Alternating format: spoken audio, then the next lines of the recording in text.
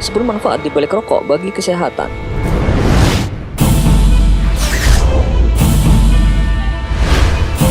Informasi negatif mengenai rokok dan kebiasaan merokok sudah kita dengar sejak lama. Kebanyakan yang kita dengar adalah dampak buruk asap rokok dan zat-zat yang terkandung di dalamnya terhadap kesehatan tubuh manusia. Dan hal ini diterima oleh masyarakat sebagai informasi yang benar berdasarkan hasil riset dan penelitian. Dan kebenaran tersebut dianggap mutlak dan tidak perlu diperdebatkan.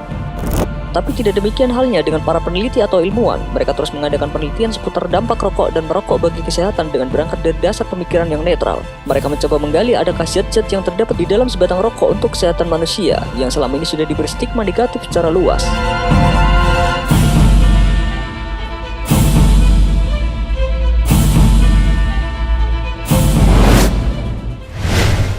Merokok mengurangi resiko Parkinson.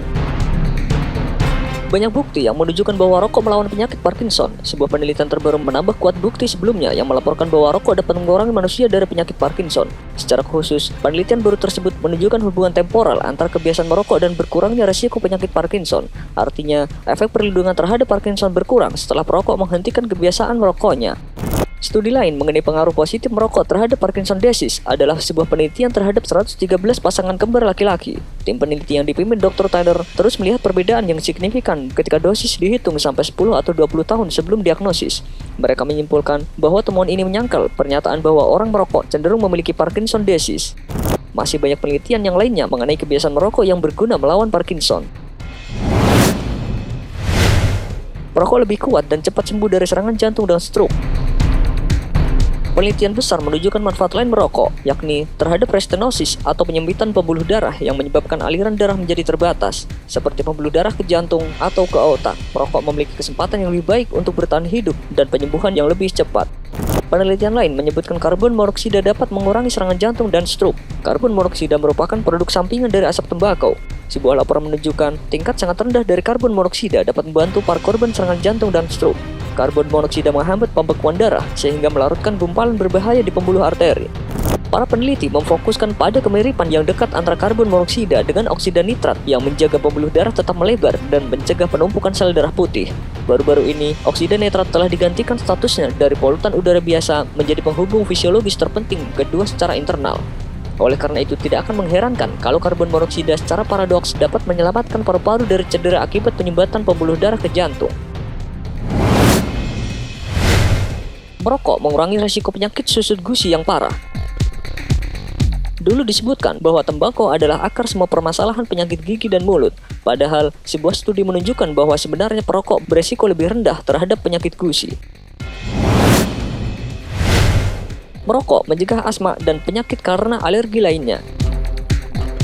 Sejumlah studi dari 2 generasi penduduk Swedia menunjukkan dalam analisis multivariasi, beberapa anak dari para ibu yang merokok, sedikitnya 15 batang sehari, cenderung memiliki peluang yang lebih rendah untuk menderita alergi rinokonjungtivitis, asma alergi, eksim atopik, dan alergi makanan dibandingkan dengan anak-anak dari para ibu yang tidak pernah merokok. Anak-anak dari ayah yang merokok, sedikitnya 15 batang rokok sehari, memiliki kecenderungan yang sama. Nikotin membunuh kuman penyebab tuberkulosis. Seorang peneliti dari University of Central Florida menyatakan, suatu hari nikotin mungkin menjadi alternatif yang mengejutkan sebagai obat TBC yang susah diobati.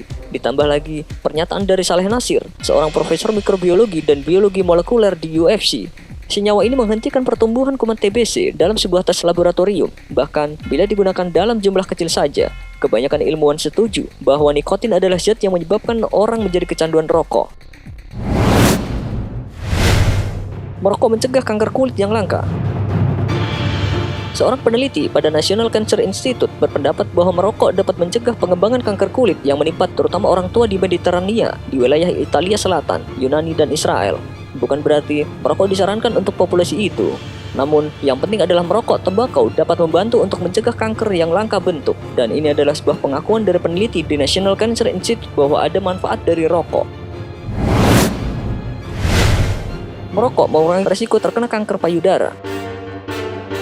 Sebuah penelitian baru dalam jurnal National Cancer Institute pada 20 Mei 1998 melaporkan bahwa pembawa mutasi gen tertentu yang cenderung sebagai pembawa kanker payudara yang merokok selama lebih dari 4 pak tahun, yaitu jumlah pak per hari dikalikan dengan jumlah lamanya tahun merokok, menurut statistik ternyata mengalami penurunan signifikan sebesar 54% dalam insiden kanker payudara bila dibandingkan dengan pembawa yang tidak pernah merokok.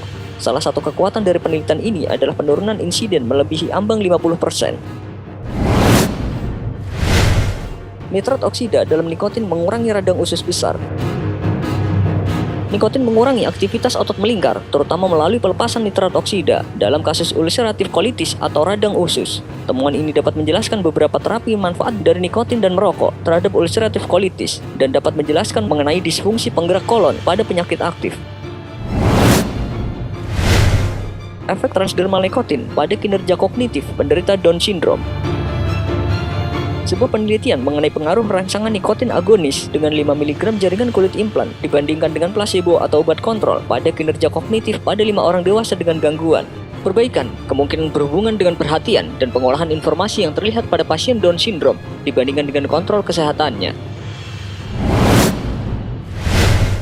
Merokok bagi ibu hamil dapat mencegah hipertensi di masa kehamilan dan penularan ibu anak infeksi Helicobacter pylori. Konsentrasi tembakau yang bermetabolis di dalam tubuh mengkonfirmasi berkurangnya resiko preeklamsia dengan paparan tembakau exposure. Preeklamsia adalah kondisi medis di mana hipertensi muncul dalam kehamilan atau kehamilan dengan hipertensi yang bekerja sama dengan sejumlah besar protein dalam urin. Studi ini meskipun kecil menunjukkan salah satu manfaat dari merokok selama kehamilan. Temuan ini diperoleh dengan menggunakan uji laboratorium, mengkonfirmasi penurunan resiko preeklamsia berkembang dengan paparan tembakau. Sebuah penelitian lain menemukan hubungan terbalik yang kuat antara ibu yang merokok dan infeksi Helicobacter pylori di antara anak-anak prasekolah, di mana ditunjukkan kemungkinan bahwa penularan ibu anak berupa infeksi mungkin kurang efisien jika ibu merokok. Untuk mengevaluasi hipotesis ini lebih lanjut, dilakukan studi berbasis populasi di mana infeksi Helicobacter pylori diukur dengan tes kandungan urea pada nafas dalam 947 anak-anak prasekolah dan ibu-ibu mereka. Hasil ini mendukung hipotesis dari peran utama untuk penularan ibu anak berupa infeksi Helicobacter pylori yang mungkin terjadi kurang efisien jika si ibu merokok. Informasi ini tentu tidak bermaksud mengajak Anda untuk mulai merokok atau meneruskan kebiasaan Anda menghisap asap tembakau, tetapi adalah hak Anda untuk percaya atau tidak bahwa nikotin dan zat-zat lain yang berasal dari alam dan berada di dalam rokok juga mempunyai kegunaan.